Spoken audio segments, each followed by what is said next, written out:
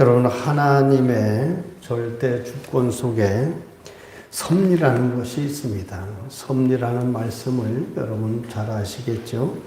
하나님이 소위 말하면, 쉽게 말하면 하나님이 계획하신 대로 각각 인생을 이끌어 가시고 하나님이 계획하신 대로 모든 일들이 이루어져 가도록 섭리해 놓으신 걸 말합니다. 예를 들면 여러분이 왜 내가 원하는 시대에 원하는 모습으로 원하는 부모 밑에서 태어나지 못했을까요? 우리는 다 우리 생각대로 욕심대로 한다면 이병철이의 아들, 딸로 태어났으면 얼마나 좋겠습니까? 대통령의 아들, 딸로 태어나면 더 좋겠지요. 그런데 왜 그렇게 안 됐을까요? 이것은 내 마음대로 할 수 없는 거죠. 우리 마음대로 할 수 없는 하나님의 절대 주권에 속한 것입니다. 그래서 우리가 이 시대에 태어나도록 하나님이 섭리하셨고, 살아가는 과정 속에서 저 같은 사람도 만나게 하시고 주변에 여러 사람도 만나게 하시는 것이 하나님의 섭리입니다. 그러면 여러분, 내 인생이 하나님의 섭리 속에 있다면 우리는 어떤 생각을 할까요? 하나님이 나를 섭리하셔서 이끌어 가실 것이 있기 때문에 내 인간의 편에서 아무런 노력을 하지 않아도 가만 내버려둬도 하나님의 뜻대로 이루어질 것이 아닌가, 이런 좀 모자르는 착각을 할 때가 많습니다. 하나님의 섭리하는 인생이지만요, 인간에게 하나님이 뭘 주셨죠? 자유의지라는 걸 주셔서 섭리 속에서 인간이 바르게 반응하고 노력하고 열심을 해야 될 책임이 우리 인간에게 있습니다. 사람들이 이런 것을 간과합니다. 그래서 나는 내가 해야 될 열심이나 노력이나 애씀은 잊어버리고 그저 전능하신 하나님께서 주시기만을 원하는 어리석은 신앙생활을 하죠. 오늘 말씀을 보면요, 사도 바울 잘 아시지 않습니까? 사도 바울을 하나님이 부르실 때 목적을 두고 부르셨습니다. 다시 말하면 계획이 있으셨습니다. 사도 바울을 부르신 목적이 뭡니까? 이방인의 사도로 부르셨습니다. 이방인의 그들에게 복음을 전하는 사람으로 이 사도 바울을 선택하신 겁니다. 그러면 사도 바울을 선택하셨으면 우리 보통 사람의 생각으로는 하나님의 섭리 속에서 사도 바울이 됐으면 그가 가는 곳마다 복음을 전할 때마다 여러 역사들이 일어나고 그의 길이 평탄해야 되지 않겠습니까? 왜? 하나님이 함께 하시는 사람이고 하나님의 섭리 속에 있는 사람 아닙니까? 우리식으로 말하면 하나님이 내게 은혜를 베푸시고 너는 내가 시라고 칭해 주시고 함께 해 주시는 일이라면 내가 뭘 하든지 잘 돼야 되지 않겠어요? 하나님을 위해서 하는 일인데. 근데 사도 바울의 일생을 보십시오. 평탄한 적이 없었습니다. 주의 일을 함에도 여러 고난과 어려움을 겪었습니다. 여러분, 오해하지 말아야 될 건 이 세상에 시간과 공간에 지배되어 있는 모든 인생은요, 이런 고난이 누구도 피해갈 수 없도록 섭리해 놓으셨습니다. 다만 하나님을 믿는 사람은 이런 고난 속에서 하나님을 의지하고 믿는 믿음을 통해서 우리의 믿음이 어떻게 되죠? 정금같이 더 단단해지고 순결해지고 온전한 사람으로 자라가도록 역할을 하는 겁니다. 오늘 말씀도 잘 보십시오. 사도 바울은 지금 로마로 가고 있습니다. 로마로 가는 길이 자기가 로마에 놀러 가는 것이 아닙니다. 당시에 이탈리아, 세계를 지배하던 이 당시에 로마는 굉장히 큰 대도시입니다. 세계로 통하는 물입니다. 거기에 왜 갈까요? 하나님이 너는 로마에 가서 복음을 전해야 된다. 사도 바울을 부르신 목적이 이방인에게 복음을 전하는 그 목적으로 부르셔서 이 로마에 가서 각국에 퍼져가도록 복음을 전하라는 사명이 우리 사도 바울에게 있습니다. 사도 바울의 일생을 보면 이렇게 하나님의 인도하심을 받아서 하나님의 계획을 보면 로마에 가서 복음을 전하고 거기서 그는 순교를 당하는 것으로 사도행전을 보면 그의 일정은 그렇게 끝나고 그것이 하나님의 섭리였습니다. 그런데 로마로 가는 방법이 어떻습니까? 우리가 하나님이 정말 그런 계획을 가지셨으면 좀 편하게 가게 할 수는 없을까요? 가는 모든 일이 편하게 가서 복음도 그저 가서 전하는 곳마다 확산되어지게 하고 이러면 얼마나 좋을까요? 그런데 하나님의 부르심과 섭리 속에 가는 이 사도 바울이 재수, 복음을 전하다가 죄인된 사람으로 갑니다. 죄인된 사람으로 로마에 압송되어 가는데 이것이 하나님의 로마로 보내시는 하나님의 방편이었습니다. 여기에서 우리가 하나 깨달은 게 있습니다. 로마로 가는 길, 하나님의 사명을 받고 부르심을 받고 목적을 따라 로마로 가는 사도 바울, 왜 풍랑을 만나게 할까요? 전 편하게 가면 좋지 않겠습니까? 근데 하나님은 로마로 사도 바울을 비행기 태우시지 달랑 들어서 로마에서 복음 전하고 인생을 끝마치도록 하시지 않았습니다. 여러분, 하나님이 함께하는 사람, 하나님의 뜻을 행하는 사람과 사람에게 일어나는 일들을 통해서 많은 하나님의 사람들에게 하나님의 조언과 가르침을 주시는 겁니다. 로마에 가는 이 어려움을 통해서 하나님이 사도 바울에게 어떻게 역사하셨는가, 어떤 어려움 속에서 어떻게 이 일을 해결해 갔는가, 이것을 우리에게 오늘 가르쳐 주는 것이 오늘 본문의 내용입니다. 그래서 오늘 말씀은요, 우리 삶 가운데 참 적용할 것이 많고 깨우치시는 것이 많습니다. 사도 바울이 로마로 가는데 배를 태워서 가지 않습니까?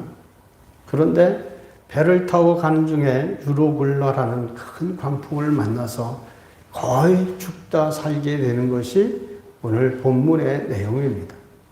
근데 이 내용을 가만히 보면요, 이런 유로굴라라는 광풍을 만나게 된 원인이 있습니다. 그것이 바로 인간의 교만함과 욕심 때문에 만났습니다. 다시 말하면 인간이 교만하지 않고 욕심을 부리지 않았다면 유로굴라라는 이 광풍을 만나지도 않을 수 있었다, 이런 얘기입니다. 여러분, 우리가 일생을 살면서요, 어려움을 당하는 여러 가지 일들을 보면 모든 사람이 다 어려움을 겪는데 좀 공통점을 발견할 수 있습니다. 교만에서 오는 문제, 교만, 또 욕심, 여러 욕심들 때문에 당하는 문제들이 인간이 갖는 문제의 원인입니다. 그러면 이 유로굴라 광풍을 만나게 된 것이 어떻게 해서 인간의 욕심과 교만 때문이었을까요? 사도 바울이 분명히 배를 타고 가면서 그 백부장에게 이렇게 경고를 했습니다. 백부장에게 경고한 것이 뭡니까? 이번 여행은 우리에게 10절에 보면 내가 보니까 이번 여행은 우리에게 유익이 될 것이었고 배와 화물과 심지어 사람까지 상하게 될 것이다. 이렇게 예언을 했습니다. 그러니까 이번에 이 미향이라는 곳에서 겨울을 지나고 그 다음에 출발하자. 이것이 사도 바울의 얘기였습니다. 그런데 세상에서 사람들은요, 누구의 말을 더 듣죠? 전문가의 말을 더 듣습니다. 경험자의 말을 더 듣는 것이 인간의 이성의 합리적인 선택입니다. 백부장, 이 율료 이 사람도 마찬가지입니다. 선원들, 선장들의 말이 더 낫지, 바울이 뭘 안다고 제수 신분에 여기서 멈추고 다음에 가자라는 말을 듣겠습니까? 한마디로 말해서 듣지 않은 겁니다. 그런데 백부장이 간과한 게 있습니다. 여러분, 바울은 보통 사람이 아니죠. 바울이 누구와 함께 합니까? 하나님이 함께하는 사람이죠. 하나님 때문에 죄인이 됐고요. 하나님 때문에 로마에 가는 배를 탄 사람입니다. 다시 말하면 영적인 사람이에요. 영안이 깨어있는 사람입니다. 사도 바울이 10절에 내가 본이라는 말을 했죠. 내가 보다 눈으로 보는 것이 아니라 내가 깨닫고 내가 기도하여 깨닫고 하나님이 주신 것을 깨달아 보니 이 얘기입니다. 하나님이 말씀하셨다는 거죠. 묵상 속에서 이런 어려움을 당할 것을 미리 본 겁니다. 그거에 대해서 사도 바울이 엄중히 경고한 겁니다. 그런데 이 백부장은 이 사도 바울의 말을 무시했죠. 여러분, 하나님의 사람의 말을 무시하는 것, 그것은 사도 바울을 무시한 것이 아니고 누구를 무시한 것이죠? 하나님을 무시한 겁니다. 왜 무시했을까요? 교만 때문입니다. 교만해서 사도 바울의 경고를 무시했습니다. 이런 교만이 우리 인간의 어려움을 겪게 합니다. 사람이 평탄하게 살다가도요, 돈이 있고 지위가 있고 조금 그러면 사람은 참 초심을 잃어버립니다. 교만해서 결국 망하는 일들이 참 많지 않습니까? 하나님 앞에 교만한 것은 그게 여러분 망하는 첫 번째 길임을 항상 알아야 됩니다. 언제나 어느 때나 그래서 하나님의 사랑은 겸손해야 되죠. 겸손한 것이 하나님의 은혜 받는 최고의 길입니다. 여러분, 우리 어떤 경우라도 하나님 앞에 교만하지 말고 겸손하십시다. 아멘. 아멘 안 하시는 분은 교만해서 망하려고 작정하신 분입니다. 항상 겸손하고 하나님 앞에 항상 겸손해서 은혜 받아야 돼요. 아멘. 여러분, 성경에 보면요, 교만하지 말라고 여러 곳에서 말씀합니다.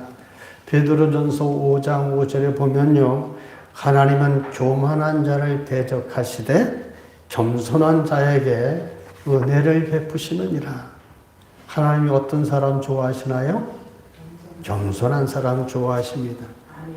이런 원리가 자연의 섭리에도 있어요. 물이 뭡니까? 물은 생명의 근원과 같아요. 이 물이 높은 곳에서 어디로 흐르죠? 낮은 곳으로 흐릅니다. 하나님의 은혜도 교만한 사람에게 아니라 겸손한 자에게 부어주시는 거예요. 교만한 자는 하나님과 원수가 돼서 결국은 망합니다. 바로 이 교만함 때문에 유로 굴라라는 광풍을 피할 수 있었는데 이런 어려움을 겪게 됩니다. 또 한 가지가 있죠. 이 어려움을 겪게 된 또 한 가지가 욕심입니다. 바울이 탄 배가 왜 항해를 계속 강행했을까요? 27장 12절에 보면 그 항구가 겨울을 지내기에 불편하므로 거기서 떠나 아무쪼록 베닉스에 가서 겨울을 지내자 하는 지가 더 많으니 여김에 나타나는 그대로입니다. 지금 바울이 항구 미항이라는 곳에 도착했을 때 내가 보니 이 겨울에 가면 우리가 큰 어려움을 겪을 것이다. 이 미항에서 지나고 그 다음 겨울을 지나서 가자. 이런 얘기를 한 겁니다. 그런데 27절에서 12절에서 이 사람들이 주장하는 게 뭐죠? 항구가 겨울 지내기에 불편하다. 말은 미항이라는 아름다운 항구라는 이름이 있지만 모든 게 불편한 겁니다. 겨울을 지내기에 협소하고 특별히 즐길 것이 없다라는 겁니다. 유흥도시가 아니라서 먹고 마시고 노는 게 불편하다는 불면입니다. 그래서 이보다 더 낫고 유흥도시 베닉스에 가서 지내자. 인간의 욕심, 이 놀고자 하는 탐심, 여러 자기의 만족을 위한 그 욕심 때문에 결국 이 배를 출항시키고 강행한 겁니다. 이런 욕심 때문에 결국 이런 파멸 앞에 직면하게 됐죠. 인간은 이런 욕심에 걸려서 잘 지내다가도 여러 욕심이 있잖아요. 욕심도 돈에 대한 욕심, 권세에 대한 욕심, 탐심, 또 음식에 대한 욕심, 남자의 여자에 대한 욕심, 이런 것 때문에 사람이 시험에 드는 겁니다. 이렇게 욕심에 이끌려간 배가 27장 오늘 20절에 보니까 우리 같이 20절 볼까요? 시작. 여러 날 동안 해도 별도 보이지 아니하고 큰 풍랑이 그대로 있음에 구원의 여망마저 없어졌더라. 한마디로 말하면 이 배에 탄 사람들이 276명인데 우리는 이제 죽었다. 어떻게 할 수가 없다. 우리는 바다 가운데서 이제 이름 없이 가라앉아 죽고 만다. 이런 아주 극한적인 절망에 빠진 겁니다. 이제는 사람이 할 수 있는 일이 없어서 죽을 날만 기다리는 그런 형국이죠. 모든 짐들도 버리고 배 기구도 버리고 사람이 할 수 있는 노력은 다 했지만 벗어나지 못했습니다. 그래서 이제는 죽을 수밖에 없는, 그래서 절망하고 포기한 상태입니다. 이런 절망적 상황이 여러분 바로 인간의 교만과 욕심 때문 아닙니까? 사도 바울의 말을 귀히 여겨 드렸더라면, 욕심을 버렸더라면, 그리고 이 향락을 즐기고자 하는 이런 생각을 버렸더라면 어려움을 피할 수 있지 않았겠습니까? 그런데 이런 모든 사람이 이런 죽음의 직면에 있는데요. 여기서 놀라운 것을 우리가 하나 알게 됩니다. 그 배에는 누가 타고 있습니까? 사도 바울이 타고 있습니다. 사도 바울은 하나님의 계획이 어디까지입니까? 로마까지 가야 됩니다.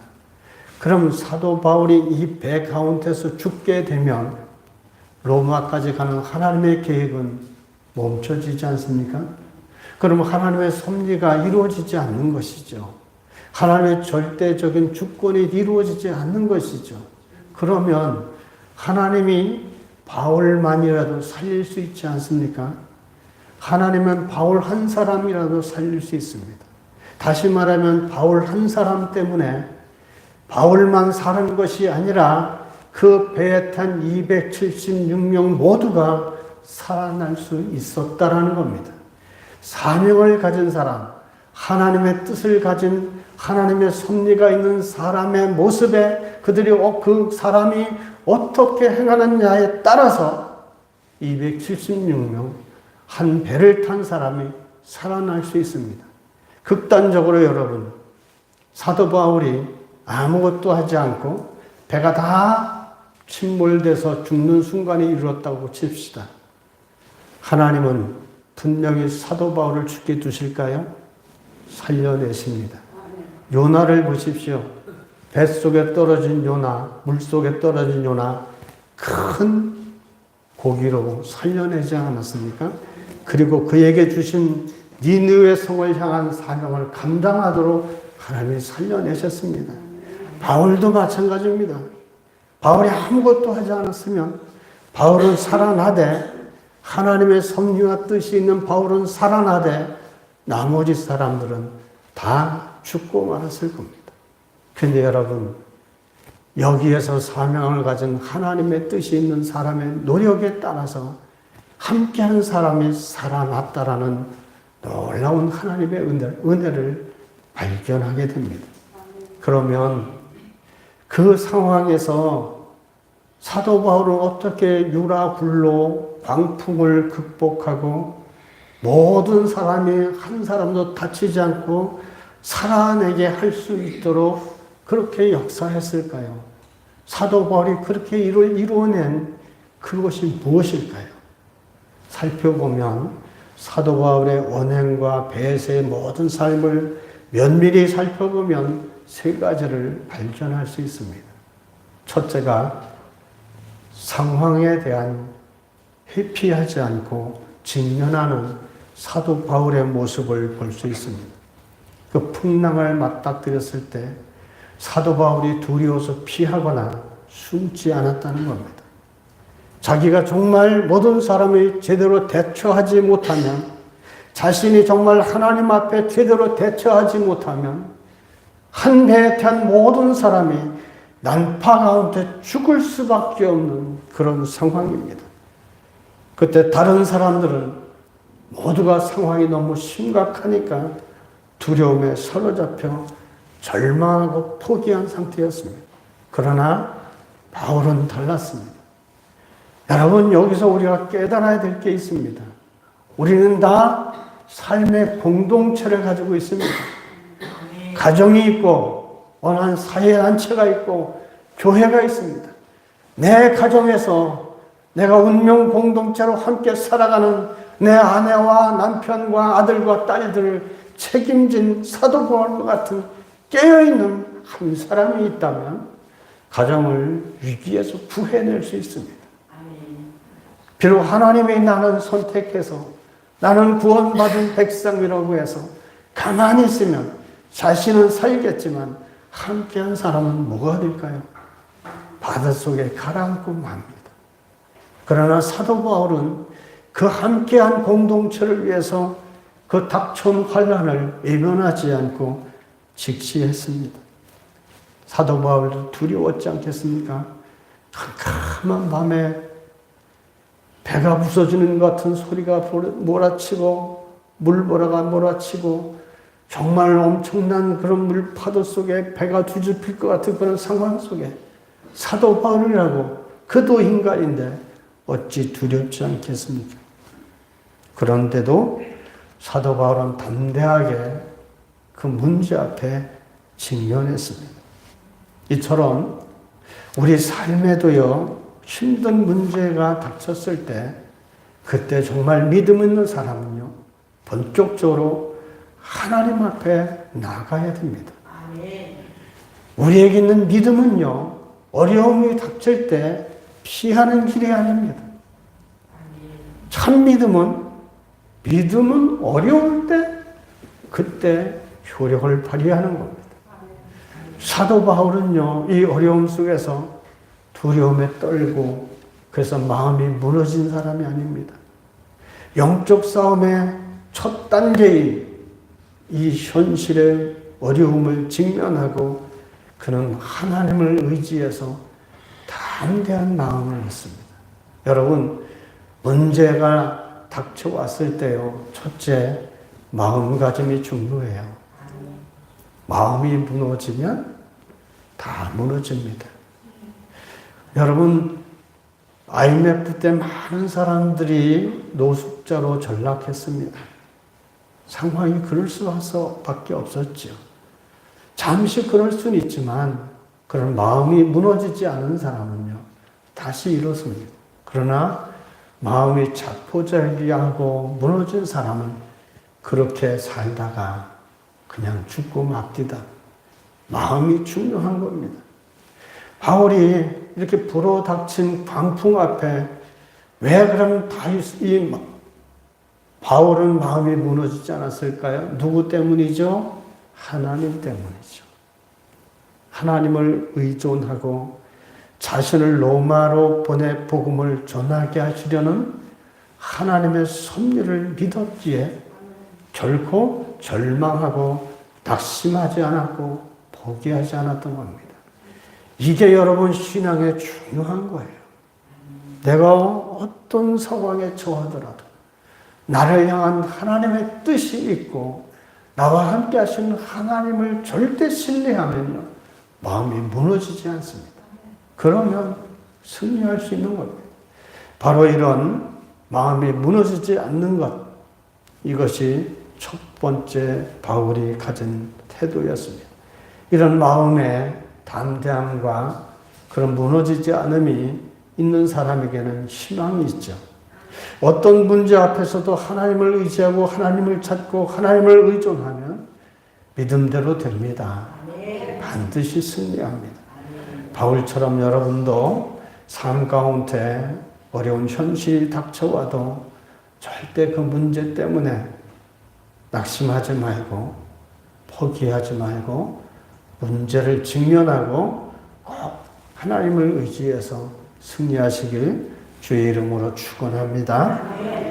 이런 마음의 첫 번째 직면의 문제로 가졌고, 두 번째 바울이 가진 태도는 확신이 있습니다. 다른 말로는 믿음이죠. 현실을 직면하고 믿는 사람은요, 영적인 눈을 들어서 하나님을 보게 되어 있습니다.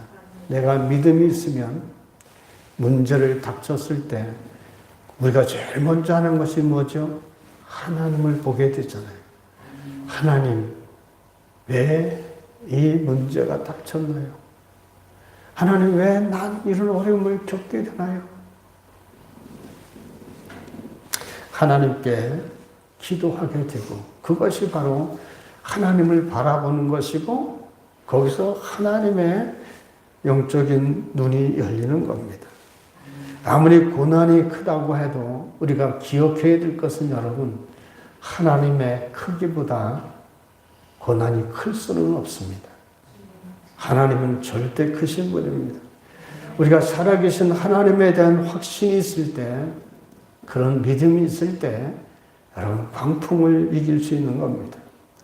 바울은 이런 확신을 가지고 그 배 가운데서 살 소망을 잃어버리고 맨날 며칠 때 먹지도 못하고 그저 널브러져 있는 사람들 앞에, 이 두려움에 떨고 있는 사람들 앞에 서서 사도 바울이 외칩니다. 뭐라고 얘기했습니까? 내가 경고할 때 알아듣고 미항에 머물렀더라면 좋았을 게 아니냐. 왜 지나간 일을 얘기할까요? 교훈을 받아야 되기 때문입니다. 그러면서 바울이 핵심적인 얘기를 합니다. 하나님이 자신에게 천사를 통해서 주신 말씀을 증거하죠. 바울이 가이사 황제 앞에 가서 재판받아야 하기 때문에 하나님이 바울 자신을 물론하고 그들까지도 지켜주실 것이다. 이렇게 밝힙니다. 그것이 25절이죠. 우리 25절 같이 볼까요? 시작. 그러므로 여러분이 안심하라. 나는 내게 말씀하신 그대로 되리라고 하나님을 믿노라. 아멘. 뭘 믿는다는 거죠? 하나님이 내게 말씀하신 대로 되리라고 믿는 믿음이 있습니다. 여러분에게도 하나님이 하신 말씀 그대로 되리라고 여러분 믿습니까? 네. 여러분 실제 삶에서 믿어야 돼요. 말씀은 하나님의 인격과 하나님의 능력과 하나님의 이름이 달린 말씀입니다. 이 말씀을 하나님의 자신의 이름을 걸고 우리에게 하신 거예요. 이 말씀을 믿지 않으면 세상에 뭘 믿겠습니까? 사도 바울도 두려웠겠지만 그는 지금까지 복음을 증거하면서 여러 경험을 했습니다. 다메섹 도상에서 밝은 태양빛보다도 더 밝게 다가오신 주님을 경험했고, 삼층천에도 올라가 봤고, 죽은 자를 살리기도 하셨고, 여러 역사를 이룬 하나님의 은혜를 체험했죠. 그렇기 때문에 이 어려운 가운데서도 그 과거에 체험한 하나님을 기억하고 하나님 앞에 담대하여 흔들리지 않았던 거죠. 그런 사도 바울에게 하나님이 그렇게 말씀해 주신 거 아닙니까? 나는 내게 말씀하신 그 하나님대로, 말씀대로 되리라고 믿는 이 확신이 여러분, 사도 바울은 어디서 왔을까요? 그 근거가 어디 있는가 하면 23절에 나옵니다. 23절에 사도 바울의 신앙 고백이 나오죠. 거기 보면 이렇게 말씀하지 않습니까? 내가 속한 바, 내가 섬기는 하나님, 내가 속한 바, 여러분 따라하십시다. 내가 속한 바, 내가 섬기는 하나님. 이제 여러분 집에 가면 습관되게요, 내가 앞에다 자신의 이름을 붙여서 누가 속한 하나님, 누가 섬기는 하나님, 이걸 늘 입에 고백처럼 해보세요. 여기서 사도 바울이 자신을 뭐라고 소개합니까? 하나님의 속했다. 하나님의 소유라고 하잖아요. 자신이 하나님의 것, 하나님 거라는 거예요. 내가 속한 바 하나님. 나는 내 것이 아니고 내가 하나님 거라는 겁니다. 이 고백이 굉장히 중요합니다. 여러분, 내가 하나님의 것이면 누가 가져갈 수 있나요? 누가 터치할 수 있나요? 내 것을 힘이 없으면 뺏길 수 있습니다. 힘 있는 하나님이 내 것이라고 갖고 있는데 어느 누가 그것을 뺏어갈 사람이 있습니까? 풍랑이 뺏어가나요? 고난이 뺏어가나요?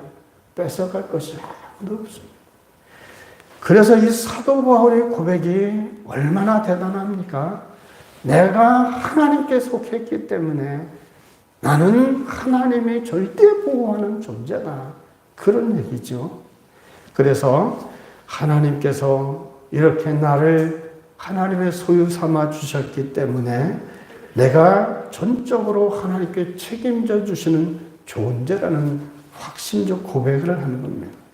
이런 강력한 확신을 가진 사람, 이분이 고난 속에서도 하나님의 영광과 능력을 덧입고 승리하는 큰 믿음의 발휘자가 됩니다. 그러면 여러분, 사도 바울은 이렇게 하나님께 속한 사람인데 우리는 어떨까요? 우리가 하나님께 속한 사람일까요? 에이, 우리 같은 사람이 어떻게 하나님께 속한 사람이 되겠습니까? 속한 사람일까요? 아닐까요? 속한 사람이죠. 믿습니까? 우리는 하나님이 자신의 아들을 십자가에 못 박고 죽이시면서까지 우리를 사랑하셨어요. 우리가 죄가 없어서가 아니에요. 예수님이 십자가에 달리실 때 죄가 없어서 우리를 그렇게 죽이시고 살린 게 아닙니다. 죄가 있음에도 불구하고 우리를 불쌍히 여기셔서 내 것이라고 칭해 주신 거예요. 여러분, 하나님이 내 것이라고, 나를 하나님의 것이라고 확신을 갖고 고백할 수 있는 여러분 단어가 뭘까요? 성경 구절이 뭘까요? 고린도전서에 말씀한 게 있어요. 누구든지 성령이 아니시고는 예수를 출시라 할 수 없느니라. 아멘 해야죠. 여기서 주시라는 것은 주란, 롤드, 마스터, 주인을 말합니다. 내 생명도, 내 삶도, 내 재명도, 모든 것 다 주님 것, 주님께 속한 사람. 우리가 이런 내가 주님께 속한 사람이에요. 세상은 얼마나 가졌느냐, 배웠느냐, 또 얼마나 높으냐, 이걸로 판단할지 모르지만 세상과 비교하면 나는 아무것도 자랑할 것이 없지만 그러나 무엇보다도 비교할 수 없는 우리는 하나님의 것입니다. 그래서 여러분 이사야서 43장 1절로 2절에 이렇게 말씀합니다. 여러분 집에 가서 꼭 기억하시고 외워보십시오. 이사야서 43장 1절로 2절에 보면 너는 두려워하지 말라. 내가 너를 구속하였고 내가 너를 지명하여 불렀나니 너는 내 것이라. 내가 물 가운데로 지날 때에 내가 너와 함께 할 것이라. 강을 건널 때에 물이 너를 침몰하지 못할 것이며 내가 불 가운데로 지날 때에 타지도 아니할 것이요 불꽃이 너를 사르지도 못하리니. 왜 우리가 그런 대우를 받습니까? 하나님의 것이기 때문에. 우리가 이런 존재인 나의 정체성을 분명히 해야 어려운 가운데서 흔들리지 않습니다. 이런 당당한 정체성으로 어려운 가운데서 승리하시길 주의 이름으로 축원합니다. 세 번째로 바울이 보여준 특징은, 세 번째 해결의 문제는 기도였다는 겁니다. 23절을 보면 내가 속한 바 곧 내가 섬기는 하나님의 사자가 어젯밤에 내 곁에 서서 말하되, 그 풍랑이는 밤에 바울 곁에 천사가 찾아와서 천사를 만납니다. 여러분, 이것은 꿈속에서 본 게 아닙니다. 밤새 깨어 기도하고 있을 때 체험한 겁니다. 그런데 그 같은 배에 타고 있던 사람들은 그때 뭐 했을까요? 유라굴로 광풍 앞에서 무서워 떨며 이제는 끝났구나. 내 사랑하는 처자식들도 보지 못하고 나는 이렇게 물 가운데로 사라져 버리고 마는구나. 이렇게 인생을 포기하고 있을 때입니다. 그러나 똑같은 상황, 같은 배 안에 있어도 사도 바울은 그렇게 절망하지 않고 하나님을 그때 만났던 겁니다. 여러분, 늘 기도의 삶이 정말 이렇게 되지 않으면요, 정말 기도가 필요할 때, 이 사도 바울이 이 기도가 기도했던 것처럼 우리가 늘상 기도의 삶이 되지 않으면 우리가 정말 기도가 필요한 순간에 하나님의 도움을 필요로 할 때 기도하지 못하고 같은 배 안에 타고 있는 사람들처럼 절망 속에서 포기하고 많은 사람이 되고 합니다. 그래서 기도의 삶이 그래서 중요한 겁니다. 여러분, 이 사람들이 폭풍을 피해보려고 해보지 않은 게 뭐가 있겠습니까? 인간이 할 수 있는 모든 일을 다 했지 않습니까? 배를 가볍게 하기 위해서 짐을 내다 버렸고, 그래도 안 되니까 배 여러 기구들을 버렸고, 밧줄들을 감아 올리고, 온갖 방법을 다 했습니다. 인간이 가진 재능과 경험과 지혜를 다 동원했습니다. 그래도 도무지 길이 보이지 않으니까 포기할 수밖에 없지 않습니까? 그런데 여러분, 그런 인간의 극한 상황에 이르렀을 때 정말 해야 될 한 가지를 하지 않은 거예요. 바울은 여러분, 같은 배에서, 같은 상황 속에서, 같은 노력 속에서, 같은 입장에 있으면서도 그 사람과 다른 것 한 가지를 했죠. 그게 바로 뭐죠? 기도입니다. 이게 믿음 있는 사람의 모습입니다. 여러분, 하나님은 누구를 통해 일한다고 하셨습니까? 사람을 통해 일하시는데 반은 정답입니다. 어떤 사람을 통해 일하실까요? 아멘. 기도하는 사람을 통해 일하십니다. 그래서 여러분 따라 하십시오. 기도하지 않으면 내가 일을 하는 것이고, 내가 기도하면 하나님으로 일하시게 하는 것이다. 그래서 기도가 필요한 겁니다. 성경에 분명히 주님이 기도를 듣고 하나님이 일하신다고 했습니다. 그래서 모든 일에 여러분, 아침에 눈을 떠서 새벽 기도 나오시는 분들은 하루의 일과를 하나님께 소상히 아뢰고 의지하는 겁니다. 기도가 그래서 중요한 겁니다. 기도하는 사람을 통해서 일하신 것처럼 이 사도 바울의 그 절박한 기도를 통해서 사람들의 살기를 포기하고 낙심했던 그 사람들을 하나님은 사도 바울을 통해 구원해 주시는 겁니다. 그래서 여러분, 이사에서 시편 50편 15절에 보면 이런 말씀을 권고합니다. 환난 날에 나를 부르라. 내가 너를 건지리니 내가 나를 영화롭게 하리로다. 환난 날에 나를 부르라. 나가 누구죠? 하나님이죠. 하나님을 부르라. 부르라는 것이 기도하라는 겁니다. 내가 너를 건지리라. 에레미야 33장 3절 말씀 잘 아시는 말씀 있잖아요. 너는 내게 부르짖으라. 환난을 당하고 어려움을 겪을 때 부르짖어야 돼요. 내게 부르짖으라. 그러면 내가 네게 응답하겠고 내가 알지 못하는 크고 은밀한 일을 네게 보이리라. 하나님은 이렇게 약속해 주셨습니다. 오늘 이 세상을 살아가는 우리들이 이 말씀들을 기억하고 이렇게 신앙생활을 해야 돼요. 사도 바울이 그랬었구나. 아, 과거에 그랬대. 이런 과거의 하나님으로 가는 거예요. 오늘날 내가 당한 여러 일들에 대해서 이렇게 기도하고 살라고 주님이 말씀하시는 것이죠. 바울이 이 환난 때 그렇게 기도했고 그 기도를 들으신 하나님이 천사를 보내 약속해 주셨습니다. 이 바울의 이런 깨어있는 문제를 직면하고 하나님에 대한 확신, 큰 확신을 가지고 있고 기도함을 통해서 바울은 자기 한 사람만 살아난 것이 아니라 그 배에 타고 있는 276명 모두를 안전하게 살려냈습니다.